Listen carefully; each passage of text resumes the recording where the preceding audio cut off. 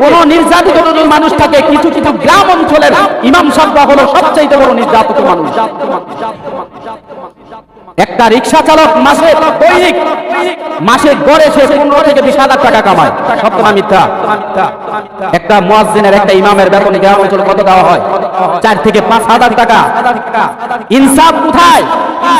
আপনার একটা গরিব ফ্যামিলির জন্য 10 থেকে নিম্ন করে 15,000 টাকা সংসারের খরচ হয়, সেই দিকে আমরা ইনসাফ সংসারের দিকে আছে। একটা মুয়াজ্জিনের, একটা ইমামের বেতন 4 থেকে 5,000 দিয়ে কিভাবে সে সংসার চালাবে? হাশরের ময়দানে আল্লাহ রাব্বুল আলামিন যদি আসামির কাজ করায় জিজ্ঞাসা করে, হে আমার বান্দা, তোদের গ্রামের ভিতরে একটা ইমাম সাহেব ছিল, মুয়াজ্জিন ছিল, কত কষ্ট ছিল আমার দিন শিক্ষার কারণে, তারা আজকে সমাজের ভিতরে মাথা উঁচু করে দাঁড়াইতে পারে নাই, তাদের টাকা মাত্র 4 থেকে 5,000 টাকা দিয়েছ। আমি তোদেরকে প্রতি মাসে সংসার চালানোর জন্য তোর ঘরের ভিতরে 15 থেকে 20,000 টাকা ইনকামের ব্যবস্থা করে দিয়েছি। আর আজকে আমার একজন দাঈ ইলাল্লাহ, আমার একজন কোরআন হাফেজ, আমার একজন খতিব, সে দিনের পরে দিন না খেয়ে, দিনের পরে দিন না ভালো পরিধান করে, তার ছেলে মেয়েদেরকে ভালো ভার্সিটিতে না পড়িয়ে, ভালো জায়গা না পড়ালেখা করাইয়া, তারপরে তোদের খাদমত করে আসছে, তোদের প্রতি সে তারা মেহনত করে আসছে। আজকে তুই জবাব দে, তার প্রতি কেন ইনসাফ করলি না? বাঁচার উপায় আছে? জোরা বলেন, বাঁচার উপায় আছে? বাংলাদেশের অধিকাংশ মসজিদগুলি, এরপরে দেখেন, একটু ব্রেনের দিকে লক্ষ্য করেন, একটা মসজিদের ভিতরে মাহফিল হয়, অধিকাংশ ক্ষেত্রে দেখা যায় মসজিদের বেতন ইমাম সাহেবরা বাকি থাকে, আপনাদের নাই। অগ্রিম দিয়া দেন, আলহামদুলিল্লাহ সুম্মা আলহামদুলিল্লাহ, যখন চাইছি তখনই পাইছি, আল্লাহর কাছে শুকরিয়া। বাংলাদেশের অধিকাংশ মসজিদগুলির মুয়াজ্জিনের বেতন ইমাম সাহেবের বেতন বাকি, কিন্তু কই মসজিদের আন্ডারে মাহফিল করা হয়, এক বক্তাকে কমপক্ষে 20,000 টাকা দিলেন, 1 ঘন্টা ওয়াজ করলো, আর ওই মসজিদের মুয়াজ্জিন সাহেব 30 দিন ডিউটি পালন করলো, মাত্র 4 থেকে 5,000 টাকা, কিন্তু 4 থেকে 5,000 টাকা পরিশোধ করতে পারেন নাই। আপনি একটা মাহফিল করে একটা বক্তাকে 1 ঘন্টার জন্য 20,000 টাকা দিয়ে দিলেন, সেই ক্ষেত্রে আপনি কতটুকু ইনসাফ করলেন? যিনি 24 ঘন্টা আপনার জন্য দোয়া করতেছে, আপনার এলাকার জন্য যে ইমাম সাহেব দোয়া করতেছে, সেই ইমাম সাহেবের খবর নিলেন না, আরেকজন ইমাম সাহেবই না, আরেকজন ওয়াইজি নাই না, আপনি 20,000 টাকা দিয়ে দিলেন। আসরের ময়দানে যদি আল্লাহ জিজ্ঞেস করে, নিজের ঘরে আগে বাতি দিলি না, তারপরে পরের ঘরে আগে বাতি দিলি, আগে ইনসাফ কায়েম করলি কোথায়? সেই কথা বল। জবাব দেওয়া যাবে? জোরে বলে দেওয়া যাবে? আছে না বাংলার জমিনে এরকম মসজিদের মধ্যে ইমাম সাহেবের বেতন বকেয়া থাকে? নাই। মুয়াজ্জিনের দায়িত্ব মুসল্লিদেরকে, নামাজীদেরকে মসজিদ কিভাবে পরিষ্কার রাখবে, 5 ওয়াক্ত সময় মতো আযান দিবে, মানুষকে দিনের পথে ডাকবে। মসজিদের মুয়াজ্জিন সাহেব যদি 1 মিনিট পরে আযান দেয়, মুসল্লি কিছু আছে মাথা খারাপ, আয়া কয় ইমাম সাহেব এই একটা বছরের ভিতরে, একটা মাসের ভিতরে, একটা সপ্তাহের ভিতরে একদিনও টাইম মতো আযান দেয়। এরকম মুসল্লি আছে না নাই? এখন মুয়াজ্জিন সাহেব বেচারা কি করবে? সম্মান আছে, যেখানে ঔষধ কিনার দরকার ডাক্তারের কাছে না যাইয়া 12-1 বাজার 5 মিনিট আগে আইসা মসজিদে দাঁড়াইয়া সময় মতো আযান দিয়া তার হক সে আদায় করতেছে। কিন্তু এই মুয়াজ্জিন সাহেবের যে কিছু হক আছে, ওই হকটা কিন্তু সমাজের মানুষ পুরোপুরি ভাবে আদায় করে। সত্য না মিথ্যা? জোরে বলেন, সত্য না মিথ্যা? ইমাম সাহেবের দায়িত্ব মিম্বারে বসে বসে কোরআন হাদিসের সনদ দিয়ে, কোরআন হাদিসের দলিল দিয়ে মানুষকে সত্যের সঠিক পথ দেখাবে। ইমাম সাহেব ঠিকই নিজের দায়িত্ব, নিজের চাকরির পরোয়া না করে মসজিদের মধ্যে মিম্বারে বসে বসে মানুষকে দিনে এক আল্লাহর দাওয়াত দিতেছে, নবীর দ্বীন শিক্ষা দিচ্ছে। দ্বিতীয়, মানুষকে মদের বিরুদ্ধে কথা বলছে, সুদের বিরুদ্ধে কথা বলছে, ঘুষের বিরুদ্ধে কথা বলছে, অসৎ কাজের বিরুদ্ধে মুয়াজ্জিন ইমাম সাহেব কথা বলতেছে। খতিব তার দায়িত্ব পালন করতেছে, খতিব তার কমিটিদেরকে বুঝাইতেছে, সেই ক্ষেত্রে খতিবের হক খতিব আদায় করে নিতেছে। কিন্তু খতিবের যেই দায়িত্ব মুসল্লিদের উপর আছে, নামাজীদের উপর আছে, সমস্ত নামাজীরা সেই হক আদায় করে। যেই ইমাম সাহেব মিম্বারে বসে হক কথা না বলবে, যে ইমাম, যে খতিব তার মিম্বারের মধ্যে বসে হক কথা না বলবে, হক কথা লুকিয়ে রাখবে, ওই ইমামের পিছনে ইক্তেদা করা সকল মুসল্লির উপরে জায়েজ নয়। আল্লাহর রাসূল যখন জিহাদের প্রয়োজন হতো, তখন মিম্বারে বসে তলোয়ার নিয়ে জিহাদের কথা বলতেন। ইমামের দায়িত্ব কখন, খতিবের দায়িত্ব এখান থেকে হক চালু করবে সমাজের ভিতরে। আমরা প্রায় বাংলাদেশের বিভিন্ন মসজিদের অংশ দেখি, আপনাদের 14 গ্রাম মতিয়াতুলের মসজিদের কথা বলি না। আলহামদুলিল্লাহ তুম্মা আলহামদুলিল্লাহ, ইমাম মুয়াজ্জিনকে অত্যন্ত আপনারা ভালোবাসেন। সারা গোটা বাংলার জমিনের গ্রাম অঞ্চলের মসজিদগুলোর কমিটির দিকে তাকাইলে দেখা যায় মসজিদের ইমাম, মসজিদের মুয়াজ্জিন সব সপ্তাহে 3 দিন না খাইয়া থাকে। কোন মসজিদের কমিটি আইসা জিজ্ঞাসা করে নাই হুজুর আজকে খানাটা খাইছেন কিনা, সকালের নাস্তা পাইছেন কিনা। মসজিদের মুয়াজ্জিন ঠিক তার মন্তব্য পড়াইয়া নিতেছে, মসজিদের মুয়াজ্জিন ঠিক সময় মতো আযান দিতেছে, বিভিন্ন মসজিদের মুয়াজ্জিন মসজিদ ঝাড়ু দিতেছে, মুয়াজ্জিনের যত দায়িত্ব আছে সব দায়িত্ব মুয়াজ্জিন সব পালন করতেছে, কিন্তু সে সকালবেলা না খাইয়া, নাস্তা না খাইয়া দুপুর 1টা পর্যন্ত অপেক্ষা করতেছে, নাস্তার কোনো খবর নাই। কোন কমিটি সে দায়িত্ব নিতে রাজি। আমি গোটা বাংলার মসজিদের কমিটিদেরকে বলবো, একটা মসজিদের ইমামের হক আমরা আদায় করি। ইমাম মুয়াজ্জিনের দায়িত্ব মুয়াজ্জিন যখন পালন করে ফেলে, তখন আপনার দায়িত্ব এই মুয়াজ্জিনের খাবার আছে কিনা, ঠিকমতো খাবার পাইলো কিনা, তার বেতন ঠিকমতো হইলো কিনা। আজকে দেখেন সবচাইতে আমি মনে করি গোটা বাংলাদেশের মধ্যে যদি নির্যাতিত কোনো মানুষ থাকে, একটু ইনসাফ চিন্তা করেন। আল্লাহ তাআলা প্রথমে কোরআনুল কারীমের মধ্যে বলেছেন ইনসাফ কায়েম করো। আমার আয়াতের প্রথম অংশ হচ্ছে ইনসাফ কায়েম করো। এইজন্য পেয়ারে হাজিরিন, আমি আপনাদের কাছে অনুরোধ করব, মুয়াজ্জিনের হক মুসল্লিদের উপরে আছে, মুসল্লিদের হক মুয়াজ্জিনের উপরে আছে। আজকে মসজিদগুলির অবস্থা এমন হয় কেন?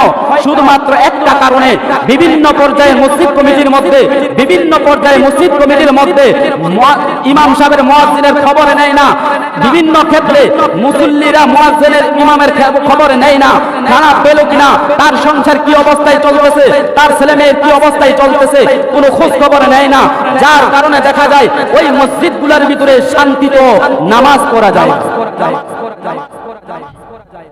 সেই ক্ষেত্রে কারণ হচ্ছে প্রত্যেকটা মসজিদ কমিটি যদি সচেতন হয়ে যাইত, প্রত্যেক মসজিদের কমিটি যদি সচেতন হইতো। আজকে প্রথম সচেতন হবে কিভাবে? আমি যদি নামাজ না পড়ি, আমি যদি আরেকজনকে নামাজের দাওয়াত দেই, নামাজ সে গ্রহণ করবে? জোরে বলেন। আমি যদি নামাজ না পড়া যে বলে ভাই মসজিদে চলেন, হ্যাঁ আমার উত্তর দেব তুই আগে নামাজ পড়। ঠিক না বেঠিক? ঠিক না বেঠিক? আমি যদি বিড়ি খাই, আরেকজনকে যদি বলি ভাই বিড়ি খাইস না, সে বলবে তুই বিড়ি খাস কে আগে। তাহলে মসজিদ কমিটির প্রত্যেকটা কমিটি যদি আগে নামাজি হয়ে যাইতো, তাহলে ওই মসজিদের ইমামের খবর নিত। যেহেতু মসজিদ কমিটি নামাজ 5 ওয়াক্ত দৈনিক মসজিদে আসতে পারে না, সেই জন্য মসজিদের ইমামের খবর নিতে পারে না। মসজিদ কমিটি হয় আল্লাহর ঘরের একজন খাদেম, একটা আল্লাহর ঘরের খাদেম। এটা কি সাধারণ কথা? জোরে বলেন। আল্লাহর ঘরের খাদেম হওয়া, আল্লাহর ঘরের কমিটি হওয়া, এটা কি সাধারণ কথা? এটা বড় ভাগ্যের ব্যাপার যে আল্লাহর ঘরের খাদেম হওয়া, এটা ভাগ্যের ব্যাপার। আল্লাহ আপনাকে মেহমান বানাইছেন, খাদেম বানাইছেন, মনে করবেন আল্লাহ আপনাকে পছন্দ করেছেন। এই জন্য আগে মসজিদ কমিটি নামাজি হয়ে যেতে হবে। মসজিদ কমিটি সুদের থেকে দূরে থাকতে হবে, মসজিদ কমিটি ঘুষের থেকে দূরে থাকতে হবে, মসজিদ কমিটি তাস খেলা থেকে দূরে থাকতে হবে, মসজিদ কমিটি জুয়া খেলা থেকে দূরে থাকতে হবে। মসজিদ কমিটি যখন 5 ওয়াক্ত নামাজি হয়ে যাবে, ওই মসজিদের কোনো কিছুই অভাব থাকবে না। ওই মসজিদের সব কিছু পূরণ করে দিবেন কে? জোরে বলেন, পূরণ করে দিবে কে? বিভিন্ন মসজিদ থেকে আমরা দেখি আহ্বান আসে, হুজুর মসজিদে দান করে কি করব? কি হয়েছে? 5 লাখ টাকা আইছে, 2 লাখ টাকার হিসাব নাই। কি হয়েছে? কমিটি যখন মারামারি লাগছে, এবার ফুটছে, তুই মসজিদে 20,000 টাকা খাইছ, তাড়াতাড়ি দে। হ্যাঁ কয় তুই কি কম খাইছ? তুইও তো কম খাইছ না। এখন 2 কমিটি মারামারি করার কারণে সত্য কথা বের হয়ে আছে, দেখা যায় 2 লাখ টাকা এইভাবেই চলে গেছে। আজকে মসজিদ কমিটি আমানতদার না হওয়ার কারণে মসজিদের ভিতরে আল্লাহ মানুষের পকেট থেকে টাকা বের করে না। আমি বলবো বাংলাদেশের প্রত্যেকটা মসজিদের কমিটি যখন আমানতদার হয়ে যাবে, মানুষের টাকার হিসাব রাখবে, ওই মসজিদে চাওয়া মাত্রই আল্লাহ তাদের অন্তরকে নরম করে দিবে। আর ওই মানুষরা মসজিদে দান করতে বেশি চাহিদা থাকবে, দান করতে বেশি মজা পাবে। কারণ তারা মনে করে যতই দান করি আমার মসজিদ ততই উন্নত হচ্ছে, আমাদের মসজিদের ইমাম ততই উন্নতি হচ্ছে, আমাদের সব দিক দিয়ে উন্নত হচ্ছে। তখন আল্লাহ তাআলা প্রত্যেক মানুষের অন্তরের ভিতরে মহাব্বত মসজিদের প্রতি জাগিয়ে দিবে, দানের প্রতি জাগিয়ে দিবে। আর যখন মসজিদের টাকা আমানতের খেয়ানত করবে, তখন মানুষের মন মসজিদ থেকে দূরে সরে যাবে, কমিটির থেকে দূরে সরে যাবে। তখন মসজিদের ভিতরে ফাটল সৃষ্টি হয়ে যাবে। ঠিক না বেঠিক? জোরে বলেন। এই জন্য আসুন আল্লাহ তাআলার যে কোরআন কারীমের আয়াত তেলাওয়াত করছি, ইন্নাল্লাহা ইয়া'মুরু বিল আদলি ওয়াল ইহসান। আল্লাহ তাআলা এখানে তিনটি প্রথম আদেশ করেছেন। কি করেছেন? তিনটি আদেশ করেছেন। প্রথম তিনটির আদেশের মধ্যে প্রথম নাম্বার হচ্ছে ইনসাফ কায়েম করা। কি করা? জোরে বলেন, কি কায়েম করা? ইনসাফ কায়েম করা। এক কথায়, যে আমার কাছে পানা আছে তার পানা আমি পরিশোধ করে দেব, তা সে পাওয়া আমার কাছে প্রাপ্য, আর তার পাওনাটা পরিশোধ করে দেওয়া আমার দায়িত্ব। মসজিদের মুয়াজ্জিনের কিছু দায়িত্ব আছে মুসল্লিদের প্রতি, মুসল্লিদের দায়িত্ব আছে মুয়াজ্জিনের প্রতি। এই জন্য আলহামদুলিল্লাহ আমি গোটা বাংলা রব্বুল আলামিন বলেন, ইন্নাল্লাহা ইয়া'মুরু বিল আদলি ওয়াল ইহসান ওয়া ইতা'i যিল কুরবা ওয়া ইয়ানহা আনিল ফাহশা'i ওয়াল মুনকার ওয়াল বাগই ইয়া'iদুকুম লাআল্লাকুম তাযাক্কারুন। এই আয়াতে কারিমার ভিতরে আল্লাহ তাআলা 6টি বিষয় আলোচনা করেছেন। কয়টি বিষয়? কয়টি বিষয়? 6টি বিষয়। কয়টি বিষয়? 6টি বিষয়। ইন্নাল্লাহা ইয়া'মুরু বিল আদলি ওয়াল ইহসান, এখানে তিনটি আদেশের কথা আল্লাহ তাআলা সর্বপ্রথম বলেছেন, তিনটি আদেশ করেছেন। ওয়া ইতা'i যিল কুরবা ওয়া ইয়ানহা আনিল ফাহশা'i ওয়াল মুনকারি ওয়াল বাগই। আল্লাহ তাআলা পরের অংশের ভিতরে তিনটি নিষেধ করেছেন। প্রথম আয়াতে আল্লাহ তাআলা তিনটি আদেশ করেছেন, পরের আয়াতে পরের অংশে আল্লাহ তাআলা তিনটি নিষেধ করেছেন। এই আয়াতের তিনটির প্রথম অংশ এবং বাকি অংশের শেষের তিনটি অংশ নিষেধ। আদেশ আর নিষেধের দ্বারা এই কুরআনুল কারীম পেশ করা স্বয়ং সম্পূর্ণভাবে আল্লাহ তাআলা এই কুরআনুল কারীমের ভিতরে সব কিছুর ভিতরে আল্লাহ তাআলা আদেশ আর নিষেধই করেছেন। অর্থাৎ এই আয়াতের সারাংশ পুরা কোরআন পেশ করা কোরআন শরীফ। সুবহানাল্লাহ।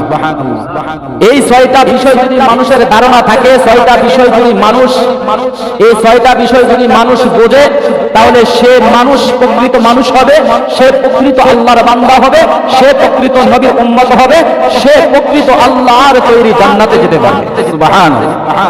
কয়টা বিষয় জানা থাকলে জোরে বলেন কয়টা? 6টা বিষয়। এই 6টা বিষয়ের মধ্যে পরিপূর্ণভাবে 6টা বিষয় আলোচনা 6 দিনও যদি করা হয় তারপরও শেষ করা সম্ভব নয়। এই 6টা বিষয়ের প্রথম তিনটি হলো আদেশ। প্রথম তিনটি বিষয় কি? আদেশ। তিনটি আদেশ আল্লাহ তাআলা তার বান্দাদেরকে করেছেন। তিনটি আদেশের প্রথম আদেশ হচ্ছে ইনসাফ। কি? ইনসাফ বোঝেন? এই কুরআনুল কারীমের একটি আয়াতের অংশ ইনসাফ কায়েম করা। ভালো করে মনে রাখবেন, অল্প সংখ্যক এসেছেন, অল্প আলোচনাই শুনেন, হেদায়েতের নিয়তে শুনি। অবশ্যই যদি আলোচনার দ্বারা আমার জীবনের কিছু ভুল ধরা পড়ে, ওই ভুলগুলা সংশোধন করে নিতে হবে। 6টির বিষয়ের প্রথম তিনটি হলো আদেশ, আর তিনটি আদেশের বিষয়ের প্রথম আল্লাহ তাআলার আদেশ হলো কি করা? জোরে বলেন, কি করা? ইনসাফ কায়েম করা। কি করা? ইনসাফ কায়েম করা। ইনসাফ কায়েম করার ইনসাফ শব্দের শাব্দিক অর্থ হচ্ছে, ইনসাফ শব্দের শাব্দিক অর্থ হচ্ছে একজনের প্রাপ্য আরেকজনে দিয়ে দেওয়া। যার প্রাপ্য যার কাছে আছে তাকে দিয়ে দেওয়া, তার নাম হচ্ছে ইনসাফ। সহজে বোঝার জন্য বলছি, কেউ আমার কাছে 10 টাকা পাবে, সে যেই ব্যক্তি আমার কাছে 10 টাকা পাবে সেটা হলো তার প্রাপ্য। তার কি? তার প্রাপ্য। আর এই 10 টাকা ফিরিয়ে দেওয়া আমার দায়িত্ব। 10 টাকা ফিরিয়ে দেওয়া আমার দায়িত্ব। আর সে যে আমার কাছে পাবে সেটা হলো তার প্রাপ্য। এই দায়িত্ব পালন করা আর প্রাপ্য আদায় করার নাম হচ্ছে ইনসাফ। এইভাবে ইনসাফের প্রত্যেকটা সেক্টরের ভিতরে ইনসাফ রাখতে হবে। যদি আল্লাহর এই বিধানটা, আল্লাহ যে বলেছেন তিনটি আদেশের মধ্যে প্রথম আদেশ হচ্ছে ইনসাফ কায়েম করা, এই ইনসাফ কায়েম যদি প্রত্যেকটা মানব জাতির ভিতরে হয়ে যায়, আমি বলতে পারি যে গোটা মানুষের ভিতরে যদি ইনসাফ কায়েম করে নেয়, তাহলে সমাজের ভিতরে, ইউনিয়নের ভিতরে, থানার ভিতরে, জেলার ভিতরে, এইভাবে দেশের ভিতরে কোন রকমের মারামারি, কাটাকাটি, রাহাজানি, খুন খারাপি কিছুই থাকবে কি কায়েম করলে? জোরে বলেন, কি কায়েম করলে? ইনসাফ। ভাই বোনের কাছে হক আছে, ভাই বোনের হক আদায় করে না, সেই ক্ষেত্রে ইনসাফ আদায় হয় না। ঠিক তেমনি ভাবে প্রত্যেকটা মানুষের হক আছে। বান্দার হক আল্লাহর প্রাপ্য আল্লাহর কাছে আছে, আল্লাহর প্রাপ্য বান্দার কাছে আছে। ফেরেশতাদের প্রাপ্য মানুষের কাছে আছে, মানুষের প্রাপ্য ফেরেশতাদের কাছে আছে। জানোয়ারের প্রাপ্য মানুষের কাছে আছে, মানুষের প্রাপ্য জানোয়ারের কাছে আছে।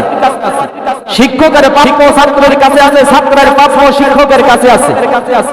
ইমামের প্রাপ্য মুসল্লিদের কাছে আছে, মুসল্লিদের প্রাপ্য ইমামের কাছে আছে। মুয়াজ্জিনের প্রাপ্য নামাজীর কাছে আছে, নামাজীর প্রাপ্য মুয়াজ্জিনের কাছে আছে। পীর সাহেবের প্রাপ্য মুরিদের কাছে আছে, মুরিদের প্রাপ্য পীর সাহেবের কাছে আছে। শ্রমিক মালিকের নিকট প্রাপ্য আছে, মালিকও আবার শ্রমিকের নিকট প্রাপ্য আছে। প্রত্যেকটা সেক্টরে যদি প্রত্যেকটা মানব জাতি তাদের নিজ নিজ প্রাপ্য আদায় করে দেওয়া হয়, তাহলে সমাজের ভিতরে আর কোনোদিন মারামারি খুনখারাপি থাকবে। মেম্বারের প্রাপ্য জনগণের কাছে আছে, জনগণের প্রাপ্য মেম্বার সাহেবের কাছে আছে। চেয়ারম্যানের প্রাপ্য জনগণের কাছে আছে, জনগণের প্রাপ্য চেয়ারম্যান সাহেবের কাছে আছে। আছে না নাই? মেম্বার সাহেব আমার জন্য কাজ করছেন, আমি মেম্বার সাহেবের জন্য কাজ করব না, মেম্বার সাহেবের হক আদায় হয়েছে হবে। জোরে বলেন। ইমাম সাহেবের কাজ দায়িত্ব আছে, ইমাম সাহেবের আলোচনা করে মানুষকে দ্বীন বোঝানো, মানুষকে কোরআন হাদিসের দিকে আল্লাহর পথে দাওয়াত দেওয়া, আল্লাহর দিকে মানুষকে নামাজ বানানো, ইমাম সাহেবের হক আদায় করা হয়েছে। কিন্তু মুসল্লিদের হক ইমামের উপরে আছে না নাই? এখন ইমাম সাহেবের বেলা হকের বেলা ইমাম সাহেবের হক আদায় করবো না, মসজিদেই যাব না, তাহলে ইনসাফ কায়েম হবে। জোরে বলেন, ইনসাফ কায়েম হবে। শ্রমিক মালিককে ধনী বানায়া দিবে, কোম্পানির মধ্যে কাজ করে করে মালিক শ্রমিকের টাকা দিবে না, তাহলে মালিক কি সেই ক্ষেত্রে শ্রমিকের হক আদায় করছে? ইনসাফ কায়েম হবে? ইনসাফ কায়েম হয় না। শ্রমিকের বেলা আন্দোলন করা হয় মালিকের বিরুদ্ধে, মালিক বলে সে তারা আমার কাজ করে না। মালিকের অভিযোগ হলো শ্রমিকের ব্যাপারে শ্রমিক কাজ করে না, শ্রমিক বলে মালিক আমাকে বেতন দেয় না। এই যে দ্বন্দ্ব একমাত্র ইনসাফ না কায়েম না করার কারণে। কি না করার কারণে? জোরে বলেন, কি সাফ? ইনসাফ। আল্লাহ তাআলার 6টি আদেশের ভিতরে আদেশ আর নিষেধের আদেশ আর নিষেধের ব্যাপারে প্রথম 3টি হলো আল্লাহ তাআলার আদেশ, আর 3টি আদেশের ভিতরে প্রথম আল্লাহ তাআলার কথা হলো ইনসাফ কায়েম করো। কি কায়েম করো? ইনসাফ কায়েম করো। মুয়াজ্জিনের নামাজীদের ব্যাপারে প্রাপ্য আছে, নামাজীদের মুয়াজ্জিনের ব্যাপারে প্রাপ্য আছে। মুয়াজ্জিনের ক্ষেত্রে সব হক আদায় করে নেওয়া হয়, কিন্তু মুয়াজ্জিনের যে প্রাপ্য আছে সেটার বেলা আদায় করি না। ইমামের যে প্রাপ্য আছে, ইমামের হক কথা বলা, ইমাম সঠিক পথ দেখিয়ে দেওয়া মানুষদেরকে, ইমামের দায়িত্ব মিম্বারে বসে বসে হক কথাগুলা বলা, মানুষকে নামাজের দিকে দাওয়াত দেওয়া, সত্য কথাগুলা সমাজের মধ্যে তুলে ধরা, বেনামাজিদেরকে নামাজের কাতারে দাঁড় করানো, মদখুরের বিরুদ্ধে কথা বলা, সুদখুরের বিরুদ্ধে কথা বলা, হারাম গান বাজনার বিরুদ্ধে কথা বলা, এগুলা হলো ইমামের দায়িত্ব। ইমামের দায়িত্ব ইমাম পালন করতেছে, কিন্তু ইমামের উপরে যে হক মুসল্লিদের রয়েছে সেই মুসল্লিরা ইমামের হক আদায় করে না, সেই ক্ষেত্রে যদি আদায় না করে ইনসাফ কায়েম হবে? ইনসাফ নাই।